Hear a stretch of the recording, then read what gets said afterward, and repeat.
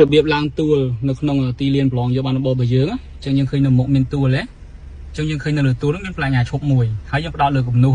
នៅលើទួលហ្នឹងគឺមានគំនូសបន្ទាត់សហើយនិងបន្ទាត់លឿងអញ្ចឹងពេលដែលយើងជិះពីក្រោមទៅតម្រូវឲ្យយើងជួយគេឡើងទៅតិចរហូតតទៅចុងក្បាលឡានយើងជិតដល់គំនូសពណ៌លឿងយើងធ្វើការជាន់ហាងឈប់សិនណាតោះឥឡូវយើងសាកឡើងតោះ